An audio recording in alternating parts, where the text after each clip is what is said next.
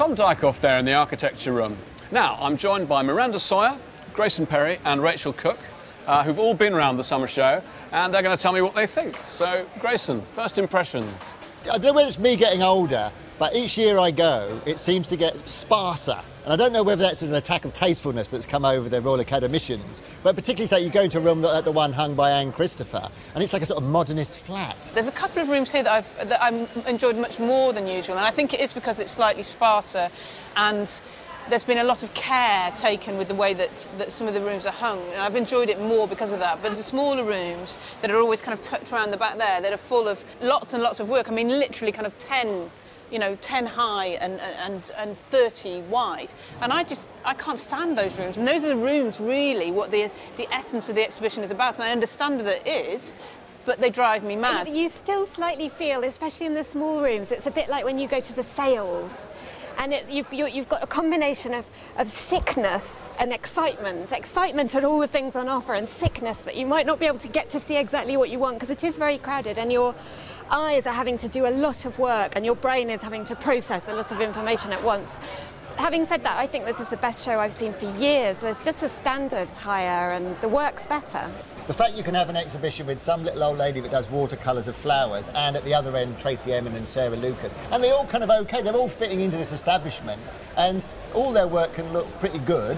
I think that's lovely, and for me it's like it shows what the art world is like. I like it for that. I like it joie de vivre. I felt that, for example, Fiona Ray's room does actually feel, it feels to me like it's sort of seething with a kind of anxiety. It's quite edgy, and it does somehow seem to me to be somehow tuned in to the way people feel now. Yeah, I mean, I actually really liked that room. I know that that Rachel really didn't, but that was one of the rooms I really enjoyed. And it's very bright and colourful, so you instantly get a hit. But as you go in, there are darker themes. What's not to like? You know, there's a ballroom full of blood. There's sex coming off the walls. I mean, you know, it's... There were two things in that room I loved, and they were the small, quiet things, the pencil drawing, and there's a wonderful ceramic bowl which is called Revelation, and when you look inside there are tiny little horses' heads and sort of funguses, and I love that. Well, what didn't you like about it though? Well, I really, there are two paintings in there that I hate so much I can hardly look at them. Oh, they must be great. Do tell. One of them is the Nigel Cook painting, which I think it's banal, it's stupid, there's not an idea in it. I hate the title, you know, Me Time. And the other one is, as you said, the White House, the bloody ballroom. I really dislike that painting. Just to change the subject, just for a moment. I know, you know, you're in full flow of hatred, but I want to know when you made your works for the show, what is it that makes a Grayson Perry for the Royal Academy Summer Exhibition, as opposed to, I mean, do you actually think about Gold. the content? Gold. Gold. You don't have to go further than that, really. Everybody loves gold. Even the most sophisticated collector in the world will always opt for the gold one.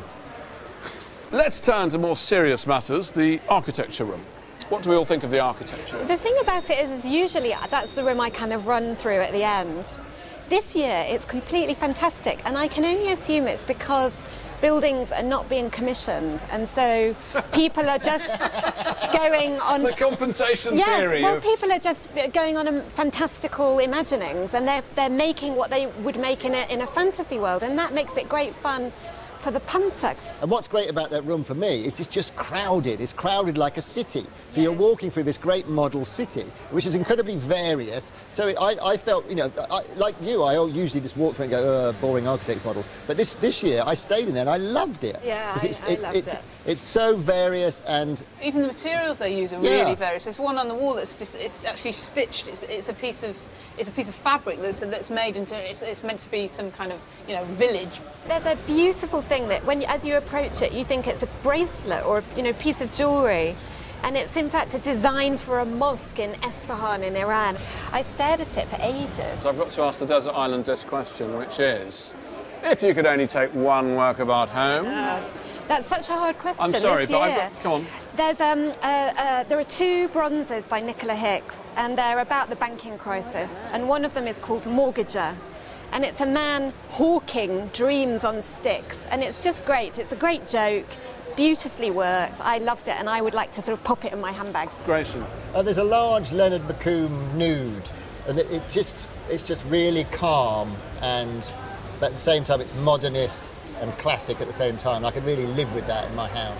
I'm always slightly intimidated by the kind of grates in here. So actually there's a piece of work that's just next to it, which is just a photograph of a kind of formal ballroom with a great big load of hair in it. It looks like a kind of monster, and it's just by somebody who sent it in. So marks out of 10 to this year's summer show. Oh no, don't start with me. Okay, well, can I give certain rooms? No. No, the whole thing? Yeah, just do it. Go for a number. Okay, it's all right, 7. That's pretty good for me. Yeah, 9 for me. This is the best one I've seen for years and years. I'm glad you said that. It's 9 for me too, because it's my best summer show for years and years.